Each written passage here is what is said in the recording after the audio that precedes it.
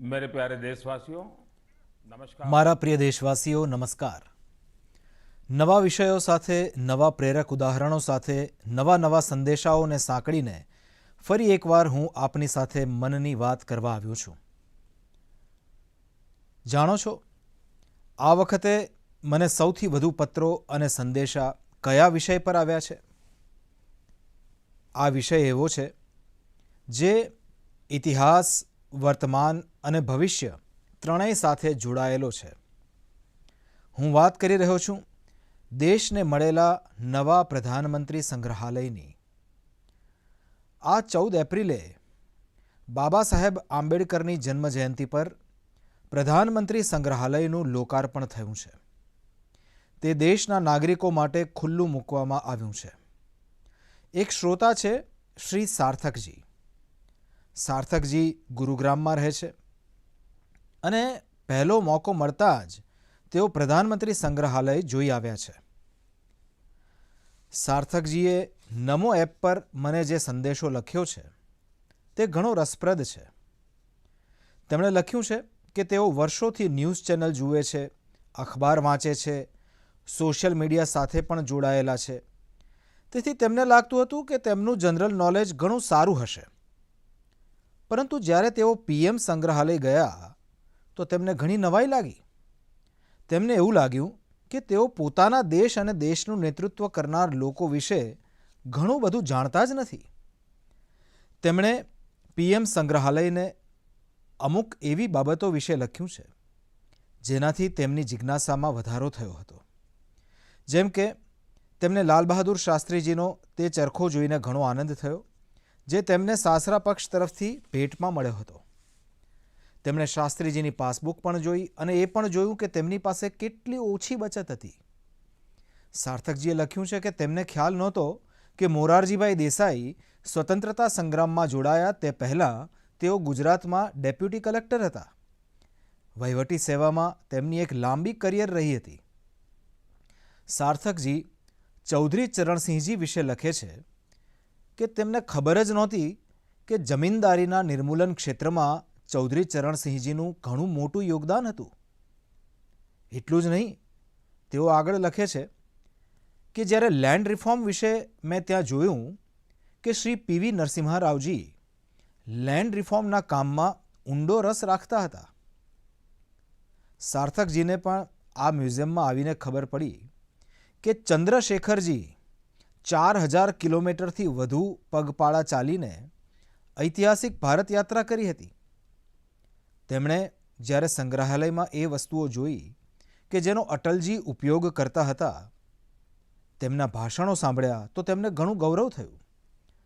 સાર્થકજીએ એ પણ જણાવ્યું કે આ સંગ્રહાલયમાં મહાત્મા ગાંધી, સરદાર પટેલ, ડૉક્ટર આંબેડકર, જયપ્રકાશ નારાયણ અને આપણા પ્રધાનમંત્રી પંડિત જવાહરલાલ નહેરુ વિશે પણ ઘણી રોચક જાણકારી છે. સાથીઓ, દેશના પ્રધાનમંત્રીઓના યોગદાનને યાદ કરવા માટે આઝાદીના અમૃત મહોત્સવથી વધુ સારો સમય કયો હોઈ શકે?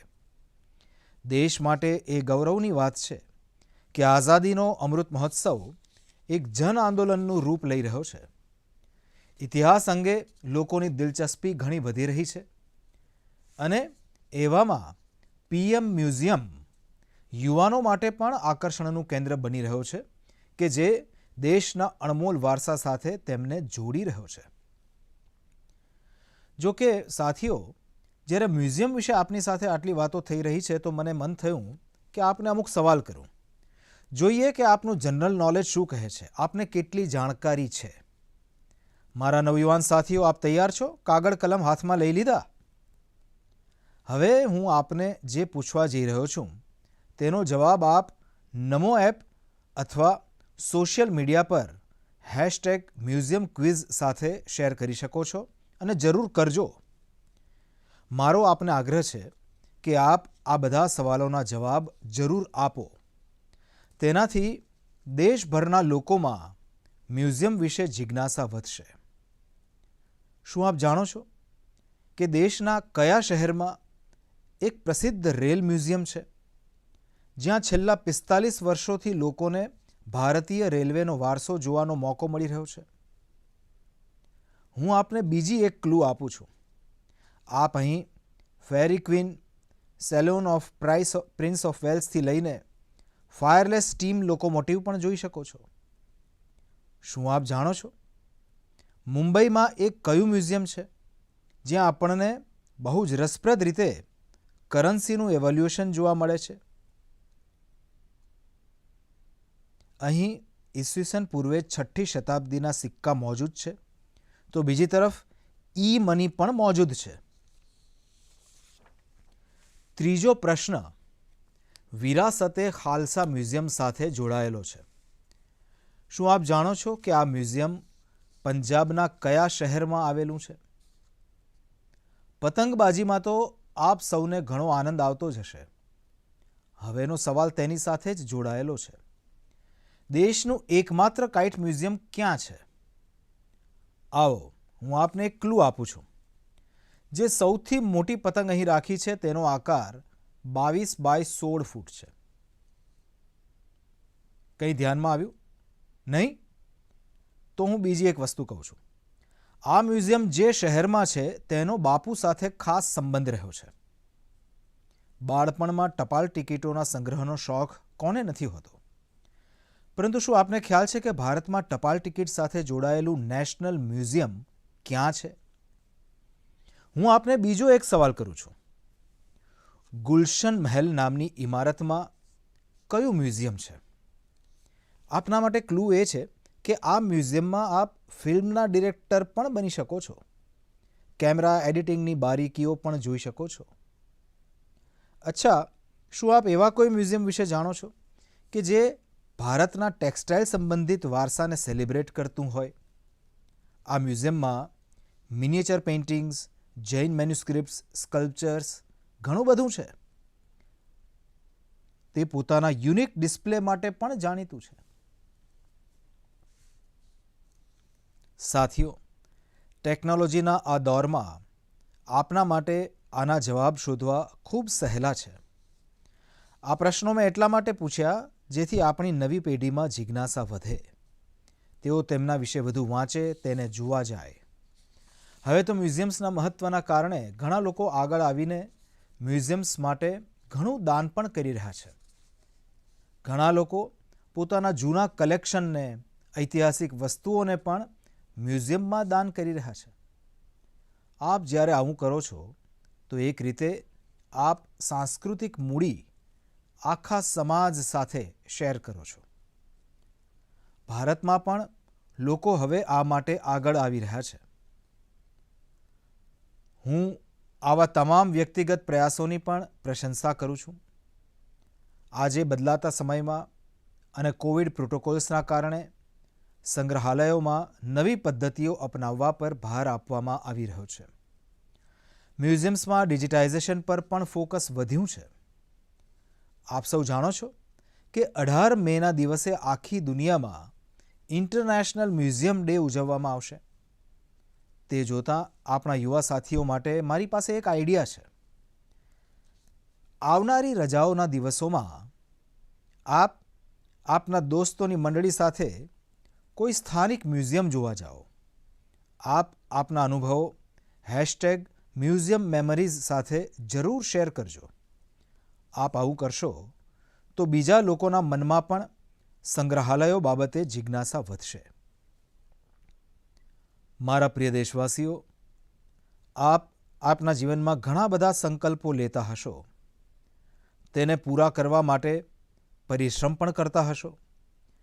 પણ સાથીઓ, હાલમાં જ મને એવા સંકલ્પ વિશે જાણવા મળ્યું જે ખરેખર ઘણો અલગ હતો, ઘણો અનોખો હતો. એ માટે મેં વિચાર્યું કે તેને મનની વાતના શ્રોતાઓ સાથે જરૂર શેર કરું. સાથીઓ, શું આપ વિચારી શકો છો કે કોઈ પોતાના ઘરેથી એવો સંકલ્પ લઈને નીકળે કે આજે દિવસભર તે આખું શહેર ફરશે અને એક પણ પૈસાની લેવડ દેવડ રોકડેથી નહીં કરે, કેશમાં નહીં કરે? છે ને દિલચસ્પ સંકલ્પ? દિલ્હીની 2 દીકરીઓ સાગરિકા અને પ્રેક્ષાએ આવા જ કેશલેસ ડે આઉટનો એક્સપેરિમેન્ટ કર્યો. સાગરિકા અને પ્રેક્ષા દિલ્હીમાં જ્યાં પણ ગઈ તેમને ડિજિટલ પેમેન્ટની સુવિધા ઉપલબ્ધ થઈ ગઈ. યુપીઆઈ QR કોડના કારણે તેમને કેશ કાઢવાની જરૂર જ ના પડી.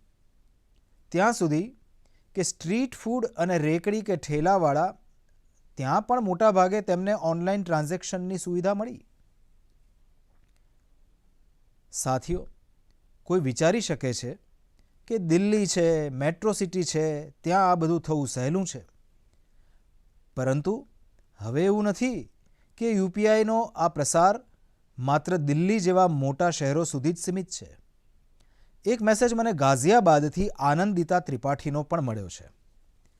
આનંદિતા ગયા અઠવાડિયે પોતાના પતિ સાથે નોર્થ ઇસ્ટ ફરવા ગયા હતા. તેમણે આસામથી લઈને મેઘાલય અને અરુણાચલ પ્રદેશના તવાંગ સુધીની પોતાની યાત્રાનો અનુભવ મને જણાવ્યો. આપને પણ એ જાણીને સુખદ આશ્ચર્ય થશે કે ઘણા દિવસોની આ યાત્રામાં દૂર સુદૂરના વિસ્તારોમાં પણ તેમને કેશ કાઢવાની જરૂર જ ના પડી. જે જગ્યાઓ પર અમુક વર્ષ પહેલાં સુધી ઇન્ટરનેટની સારી સગવડ પણ નહોતી, ત્યાં હવે યુપીઆઈ દ્વારા પેમેન્ટની સુવિધા મોજૂદ છે. સાગરિકા, પ્રેક્ષા અને આનંદિતાના અનુભવોને જોતાં હું આપને પણ આગ્રહ કરીશ કે કેશલેસ ડે આઉટનો એક્સપેરિમેન્ટ કરી જુઓ. જરૂર કરો. સાથીઓ, છેલ્લા થોડા વર્ષોમાં ભીમ યુપીઆઈ ઝડપથી આપણી ઇકોનોમી અને આદતોનો ભાગ બની ગયું છે.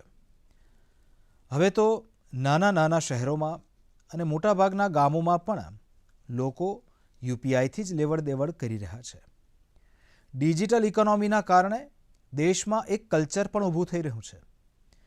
ગલીઓની નાની નાની દુકાનોમાં ડિજિટલ પેમેન્ટ થવાને કારણે તેમના માટે વધુમાં વધુ ગ્રાહકોને સર્વિસ આપવી સહેલી થઈ ગઈ છે. હવે તેમને છૂટા પૈસાની પણ તકલીફ પડતી નથી. આપ પણ યુપીઆઈની સગવડ રોજબરોજના જીવનમાં અનુભવતા હશો. ક્યાંય પણ જઈએ તો કેશ લઈ જવાની, બેંકમાં જવાની, એટીએમ શોધવાની ઝંઝટ ખતમ. મોબાઈલથી જ બધા પેમેન્ટ થઈ જાય છે. પરંતુ શું આપે ક્યારે વિચાર્યું છે કે આપના આ નાના નાના ઓનલાઈન પેમેન્ટને કારણે દેશમાં કેટલી મોટી ડિજિટલ ઇકોનોમી તૈયાર થઈ છે? હાલમાં આપણા દેશમાં રોજના લગભગ 20,000 કરોડ રૂપિયાના ટ્રાન્ઝેક્શન થાય છે. ગયા માર્ચ મહિનામાં તો યુપીઆઈ ટ્રાન્ઝેક્શન લગભગ 10 લાખ કરોડ સુધી પહોંચી ગયા. તેનાથી દેશમાં સુવિધા પણ વધી રહી છે અને ઈમાનદારીનો માહોલ પણ બની રહ્યો છે. હવે તો દેશમાં ફિનટેક સાથે જોડાયેલા અનેક નવા સ્ટાર્ટઅપ પણ આગળ વધી રહ્યા છે. હું ચાહું છું કે જો આપની પાસે પણ ડિજિટલ પેમેન્ટ અને સ્ટાર્ટઅપ ઇકોસિસ્ટમની આ તાકાત સંબંધિત અનુભવો હોય તો તે શેર કરજો. આપના અનુભવો બીજા અનેક દેશવાસીઓ માટે પ્રેરણા બની શકે છે. મારા પ્રિય દેશવાસીઓ, ટેકનોલોજીની તાકાત કેવી રીતે સામાન્ય લોકોનું જીવન બદલી રહી છે તે આપણી આસપાસ સતત જોવા મળે છે. ટેકનોલોજીએ બીજું એક મોટું કામ કર્યું છે. એ કામ છે દિવ્યાંગ સાથીઓની અસાધારણ ક્ષમતાઓનો લાભ દેશ અને દુનિયાને અપાવવો. આપણા દિવ્યાંગ ભાઈ બહેનો શું કરી શકે છે તે આપણે ટોક્યો પેરાલિમ્પિક્સમાં જોયું છે. રમતોની જેમ જ આર્ટ્સ, એકેડેમિક્સ અને બીજા અનેક ક્ષેત્રોમાં દિવ્યાંગ સાથીઓ કમાલ કરી રહ્યા છે. પરંતુ જ્યારે આ સાથીઓને ટેકનોલોજીની તાકાત મળી જાય છે તો તેઓ બીજા પણ મોટા મુકામ હાંસલ કરી બતાવે છે.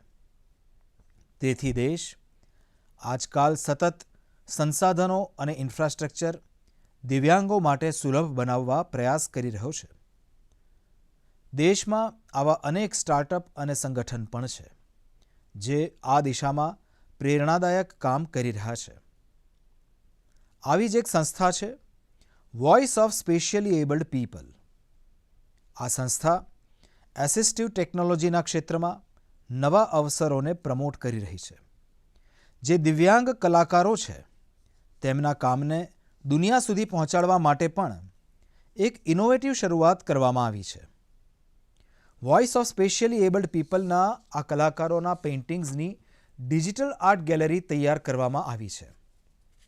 દિવ્યાંગ સાથીઓ કેવી રીતે અસાધારણ પ્રતિભાના માલિક હોય છે અને તેમની પાસે કેટલી અસાધારણ ક્ષમતાઓ હોય છે તેનું એક ઉદાહરણ છે આ આર્ટ ગેલેરી. દિવ્યાંગ સાથીઓના જીવનમાં કેવા પડકારો હોય છે, તેમાંથી નીકળીને તેઓ ક્યાં સુધી પહોંચી શકે છે, આવા અનેક વિષયોને આ પેઇન્ટિંગ્સમાં અનુભવી શકો છો. આપ પણ જો કોઈ દિવ્યાંગ સાથીને જાણતા હો, તેમની ટેલેન્ટને જાણતા હો, તો ડિજિટલ ટેકનોલોજીની મદદથી તેને દુનિયાની સામે લાવી શકો છો.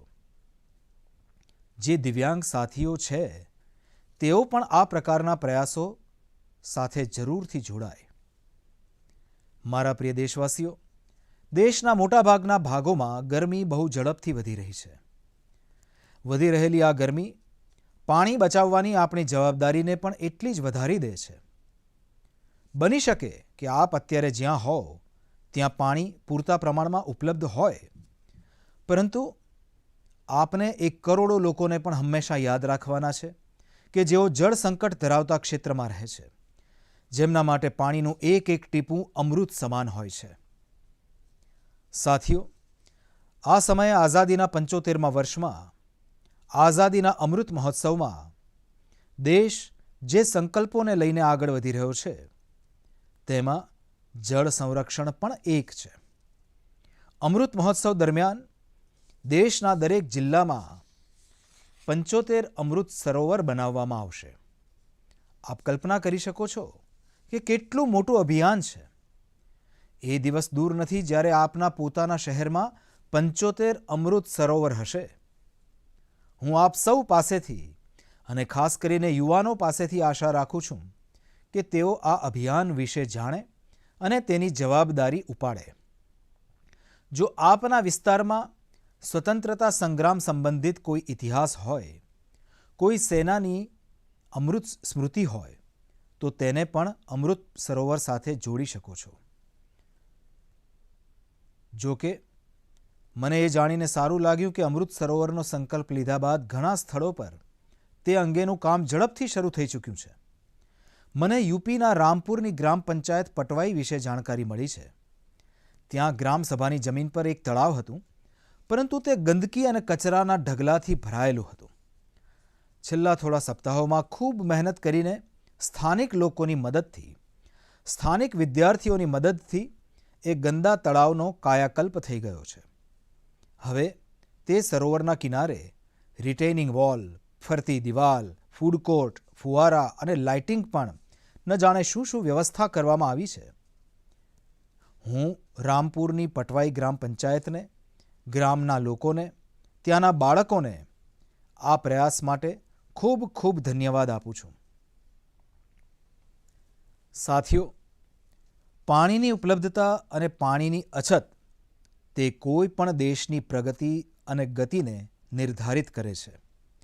આપે પણ નોંધ્યું હશે કે મનની વાતમાં હું સ્વચ્છતા જેવા વિષયોની સાથે વારંવાર જળ સંરક્ષણની વાત જરૂર કરું છું. આપણા ગ્રંથોમાં તો સ્પષ્ટ રૂપે કહેવામાં આવ્યું છે, પાનીયમ પરમમ લોકે જીવાનામ જીવનમ સમૃતમ. અર્થાત સંસારમાં જળ જ દરેક જીવનનો આધાર છે અને જળ જ સૌથી મોટું સંસાધન પણ છે. એટલા માટે તો આપણા પૂર્વજોએ જળ સંરક્ષણને આટલું મહત્વ આપ્યું. વેદોથી લઈને પુરાણો સુધી બધી જગ્યાએ પાણી બચાવવું તેમજ તળાવ, સરોવર વગેરે બંધાવવા તેને મનુષ્યનું સામાજિક અને આધ્યાત્મિક કર્તવ્ય કહેવામાં આવ્યું છે. વાલ્મીકી રામાયણમાં જળ સ્ત્રોતોને જોડવા પર, જળ સંરક્ષણ પર ખાસ ભાર મૂકવામાં આવ્યો છે. એ જ રીતે ઇતિહાસના સ્ટુડન્ટ્સ જાણતા હશે કે સિંધુ, સરસ્વતી અને હડપ્પા સભ્યતા દરમિયાન પણ ભારતમાં પાણીને લઈને કેટલું વિકસિત એન્જિનિયરિંગ હતું. પ્રાચીન કાળમાં અનેક શહેરોમાં જળ સ્ત્રોતોની ઇન્ટરકનેક્ટેડ સિસ્ટમ રહેતી અને આ એ સમય હતો કે જ્યારે વસ્તી એટલી નહોતી કુદરતી સંસાધનોની અછત પણ નહોતી, એક રીતે વિપુલતા હતી. છતાં પણ જળ સંરક્ષણ અંગે જાગૃતિ ઘણી વધારે હતી. પરંતુ આજે સ્થિતિ તેનાથી વિપરીત છે. મારો આપ સૌને આગ્રહ છે કે આપ આપના વિસ્તારના આવા જૂના તળાવો, કૂવા અને સરોવરો વિશે જાણો. અમૃત સરોવર અભિયાનના કારણે જળ સંરક્ષણની સાથોસાથ આપના વિસ્તારની ઓળખ પણ બનશે. તેનાથી શહેરોમાં, મહોલ્લાઓમાં સ્થાનિક પર્યટનના સ્થળો પણ વિકસિત થશે. લોકોને હરવા ફરવાની એક જગ્યા પણ મળશે. સાથીઓ, જળ સાથે જોડાયેલો દરેક પ્રયાસ આપણી આવતીકાલ સાથે જોડાયેલો છે. તેમાં આખા સમાજની જવાબદારી હોય છે. આના માટે સદીઓથી અલગ અલગ સમાજ અલગ અલગ પ્રયાસ સતત કરતા આવ્યા છે. જેમ કે કચ્છના રણની એક જનજાતિ માલધારી જળ સંરક્ષણ માટે વૃદાસ નામની પદ્ધતિનો ઉપયોગ કરે છે. તે અંતર્ગત નાના કૂવા બનાવવામાં આવે છે અને તેને બચાવવા માટે આસપાસ છોડવા ઉગાડવામાં આવે છે. એ જ રીતે મધ્યપ્રદેશની ભીલ જનજાતિએ પોતાની એક ઐતિહાસિક પરંપરા હલમાનો જળ સંરક્ષણ માટે ઉપયોગ કર્યો. આ પરંપરા અંતર્ગત આ જનજાતિના લોકો પાણી સાથે સંબંધિત સમસ્યાઓનો હલ શોધવા માટે એક જગ્યાએ એકત્રિત થાય છે. હલમા પરંપરાથી મળેલા સૂચનોને કારણે આ વિસ્તારમાં પાણીનું સંકટ ઓછું થયું છે અને ભૂગર્ભ જળસ્તર પણ વધ્યું છે. સાથીઓ, આવા જ કર્તવ્યનો ભાવ જો બધાના મનમાં આવી જાય તો જળ સંકટ સંબંધિત મોટા મોટા પડકારોનો ઉકેલ લાવી શકાય છે. આવો, આઝાદીના અમૃત મહોત્સવમાં આપણે જળ સંરક્ષણ અને જીવન સંરક્ષણનો સંકલ્પ લઈએ. આપણે જળનું ટીપે ટીપું બચાવીશું અને દરેક જીવન બચાવીશું. મારા પ્રિય દેશવાસીઓ, આપે જોયું હશે કે થોડા દિવસ અગાઉ મેં મારા યુવા દોસ્તો સાથે, વિદ્યાર્થીઓ સાથે પરીક્ષા પર ચર્ચા કરી હતી. આ ચર્ચા દરમિયાન અમુક વિદ્યાર્થીઓએ કહ્યું કે તેમને એક્ઝામમાં ગણિતથી ડર લાગે છે. આ પ્રકારની વાત અનેક વિદ્યાર્થીઓએ મને પોતાના સંદેશમાં પણ મોકલી હતી. તે સમયે જ મેં નિશ્ચય કરી લીધો હતો કે ગણિત, મેથેમેટિક્સ પર હું આ વખતની મનની વાતમાં જરૂર ચર્ચા કરીશ. સાથીઓ, ગણિત તો એવો વિષય છે જે બાબતે આપણે ભારતીયોએ સૌથી વધારે સહજ હોવું જોઈએ. આખરે ગણિત અંગે સમગ્ર દુનિયા માટે સૌથી વધારે શોધ અને યોગદાન ભારતના લોકોએ જ તો આપ્યું છે. શૂન્ય એટલે કે ઝીરોની શોધ અને તેના મહત્વ વિશે આપે ઘણું સાંભળ્યું જ હશે. ઘણીવાર આપ એ પણ સાંભળતા હશો કે જો ઝીરોની શોધ ન થઈ હોત તો કદાચ આપણે દુનિયાની આટલી વૈજ્ઞાનિક પ્રગતિ જોઈ ના શક્યા હોત. કેલ્ક્યુલસથી લઈને કમ્પ્યુટર સુધી આ બધી વૈજ્ઞાનિક શોધ ઝીરો પર તો આધારિત છે. ભારતના ગણિતજ્ઞો અને વિદ્વાનોએ તો ત્યાં સુધી લખ્યું છે કે યત કિંચિત વસ્તુ તત સર્વમ ગણિતેન બીના નાહી. અર્થાત આ સમગ્ર બ્રહ્માંડમાં જે પણ કંઈ છે તે બધું ગણિત પર જ આધારિત છે. આપ વિજ્ઞાનનો અભ્યાસ યાદ કરો તો આનો અર્થ આપને સમજાઈ જશે. વિજ્ઞાનનો દરેક સિદ્ધાંત એક મેથેમેટિકલ ફોર્મ્યુલામાં તો વ્યક્ત કરવામાં આવે છે. ન્યૂટનના નિયમો હોય, આઇન્સ્ટીનનું ફેમસ ઇક્વેશન, બ્રહ્માંડ સાથે સંકળાયેલું બધું વિજ્ઞાન એક ગણિત જ છે. હવે તો વૈજ્ઞાનિકો પણ થિયોરી ઓફ એવરીથિંગની પણ ચર્ચા કરે છે. એટલે કે એક એવી સિંગલ ફોર્મ્યુલા જેનાથી બ્રહ્માંડની દરેક વસ્તુને અભિવ્યક્ત કરી શકાય. ગણિતની મદદથી વૈજ્ઞાનિક સમજના આટલા વિસ્તારની કલ્પના આપણા ઋષિઓએ હંમેશાથી કરી છે. આપણે જો શૂન્યની શોધ કરી તો સાથે જ અનંત એટલે કે ઇન્ફાઇનાઇટને પણ એક્સપ્રેસ કર્યું છે. સામાન્ય બોલચાલમાં જ્યારે આપણે સંખ્યાઓ અને નંબર્સની વાત કરીએ છીએ તો મિલિયન, બિલિયન અને ટ્રિલિયન સુધી બોલીએ અને વિચારીએ છીએ. પરંતુ વેદોમાં અને ભારતીય ગણિતમાં આ ગણના બહુ આગળ સુધી જાય છે. આપણે ત્યાં એક ઘણો પ્રાચીન શ્લોક પ્રચલિત છે. એકમ દશમ શતમ ચૈવ સહસ્રમ અયુતમ તથા લક્ષમ ચ નિયુતમ ચૈવ કોટિઃ અર્બુદમ એવ ચ વૃંદમ ખર્વો નિખર્વઃ ચ શંખઃ પદ્મઃ ચ સાગરઃ અંત્યમ મધ્યમ પરાર્ધઃ ચ દશ વૃદ્ધ્યા યથાક્રમમ. આ શ્લોકમાં સંખ્યાઓનો ઓર્ડર બતાવવામાં આવ્યો છે, જેમ કે 1, 10, 100, 1000 અને અયુત, લાખ, નિયુત અને કોટી એટલે કે કરોડ. આ રીતે આ સંખ્યા જાય છે શંખ, પદ્મ અને સાગર સુધી. એક સાગરનો અર્થ થાય છે કે 10 નો પાવર 57. આટલું જ નહીં, આની આગળ પણ ઓઘ અને મહોઘ, ઓઘ અને મહોઘ જેવી સંખ્યાઓ હોય છે. એક મહોઘ હોય છે 10 નો પાવર 62 બરાબર, એટલે કે એકની આગળ 62 શૂન્ય, 62 0. આપણે આટલી મોટી સંખ્યાની કલ્પના પણ મગજમાં કરીએ તો મુશ્કેલી પડે છે, પરંતુ ભારતીય ગણિતમાં તેનો પ્રયોગ હજારો વર્ષોથી થતો આવ્યો છે. હમણાં થોડા દિવસ અગાઉ મને ઇન્ટેલ કંપનીના CEO મળ્યા હતા. તેમણે મને એક પેઇન્ટિંગ આપ્યું હતું. તેમાં પણ વામન અવતાર દ્વારા ગણના કે માપની આવી જ એક ભારતીય પદ્ધતિનું ચિત્રણ કરવામાં આવ્યું હતું. ઇન્ટેલનું નામ આવ્યું તો કમ્પ્યુટર આપણા દિમાગમાં આપોઆપ જ આવી ગયું હશે. કમ્પ્યુટરની ભાષામાં આપે બાઇનરી સિસ્ટમ વિશે પણ સાંભળ્યું હશે. પરંતુ શું આપને ખ્યાલ છે કે આપણા દેશમાં આચાર્ય પિંગળા જેવા ઋષિ થઈ ગયા, જેમણે બાઇનરીની કલ્પના કરી હતી? એ જ રીતે આર્યભટ્ટથી લઈને રામાનુજન જેવા ગણિતજ્ઞો સુધી ગણિતના અનેક સિદ્ધાંતો પર આપણે ત્યાં કામ થયું છે. સાથીઓ, આપણા ભારતીયો માટે ગણિત ક્યારેય મુશ્કેલ વિષય નથી રહ્યો. તેનું એક મોટું કારણ આપણું વૈદિક ગણિત પણ છે. આધુનિક કાળમાં વૈદિક ગણિતનો શ્રેય જાય છે શ્રી ભારતી કૃષ્ણ તીર્થજી મહારાજને. તેમણે કેલ્ક્યુલેશનની પ્રાચીન પદ્ધતિઓને રિવાઇવ કરી અને તેને વૈદિક ગણિત નામ આપ્યું. વૈદિક ગણિતની સૌથી ખાસ વાત એ હતી કે તેના દ્વારા આપ મુશ્કેલમાં મુશ્કેલ ગણનાઓ આંખના પલકારામાં જ મનમાં કરી શકો છો. આજકાલ તો સોશિયલ મીડિયા પર વૈદિક ગણિત શીખવા અને શીખવનાર એવા અનેક યુવાનોના વિડીયોઝ પણ આપે જોયા હશે. સાથીઓ, આજે મનની વાતમાં વૈદિક ગણિત શીખવનાર આવા જ એક સાથી આપણી સાથે જોડાઈ રહ્યા છે. એ સાથી છે કોલકાતાના ગૌરવ ટેકરીવાલજી, અને તેઓ છેલ્લા 2-2.5 દાયકાથી વૈદિક મેથેમેટિક્સ આ મુવમેન્ટને ઘણા સમર્પિત ભાવથી આગળ વધારી રહ્યા છે. આવો તેમની સાથે થોડી વાત કરીએ. ગૌરવજી, નમસ્તે. નમસ્તે સર.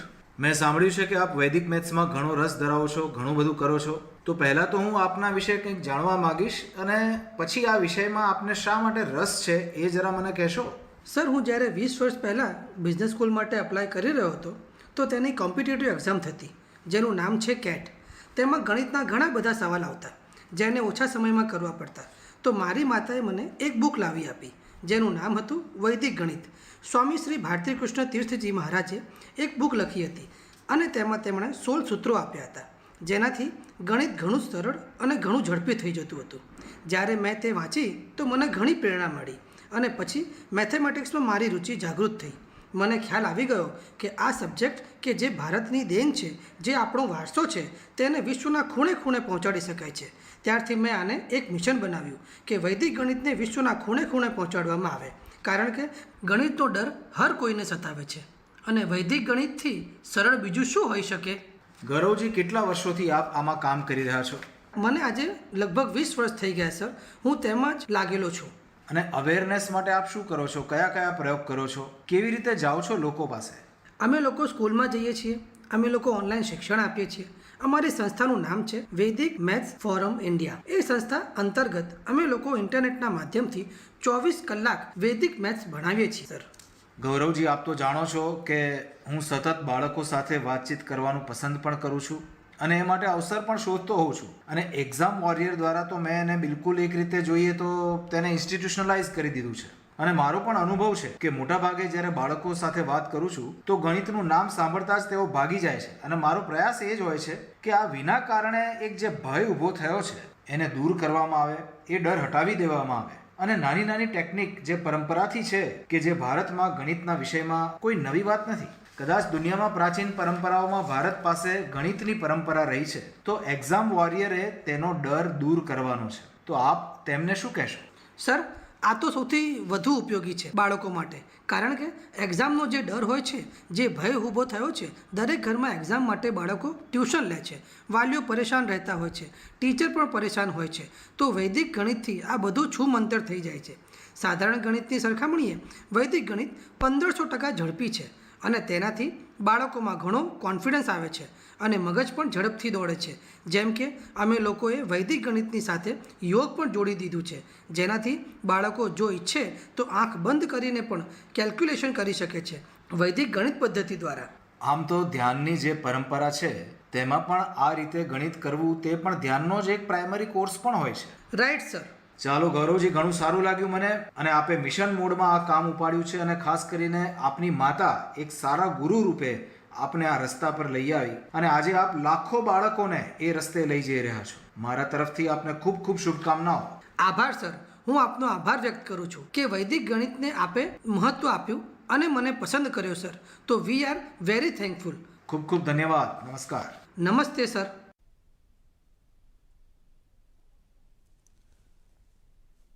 સાથીઓ, ગૌરવજીએ ઘણી સારી રીતે જણાવ્યું કે વૈદિક ગણિત કઈ રીતે ગણિતને અઘરામાંથી રસપ્રદ બનાવી દે છે. એટલું જ નહીં, વૈદિક ગણિતથી આપ મોટા મોટા સાયન્ટિફિક પ્રોબ્લેમ્સને પણ સોલ્વ કરી દો છો. હું ચાહું છું કે બધા માતા પિતા પોતાના બાળકોને વૈદિક ગણિત જરૂર શીખવાડે. તેનાથી તેમનો કોન્ફિડન્સ તો વધશે જ, પરંતુ તેમના મગજનો એનાલિટિકલ પાવર પણ વધશે. અને હા, ગણિત અંગે અમુક બાળકોમાં જે પણ થોડો ઘણો ડર હોય છે એ ડર પણ સંપૂર્ણપણે સમાપ્ત થઈ જશે. મારા પ્રિય દેશવાસીઓ, મનની વાતમાં આજે મ્યુઝિયમથી લઈને મેથ્સ સુધી અનેક જ્ઞાનવર્ધક વિષયો પર ચર્ચા થઈ. આ બધા વિષય આપ લોકોના સૂચનોથી જ મનની વાતનો ભાવ બની જાય છે. મને આપ આ જ રીતે આગળ પણ આપના સૂચનો નમો એપ અને માયગોવ દ્વારા મોકલતા રહેશો.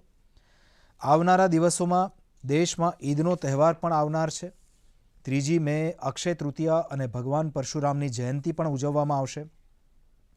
થોડા દિવસો પછી વૈશાખ બુદ્ધ પૂર્ણિમાનું પર્વ પણ આવશે.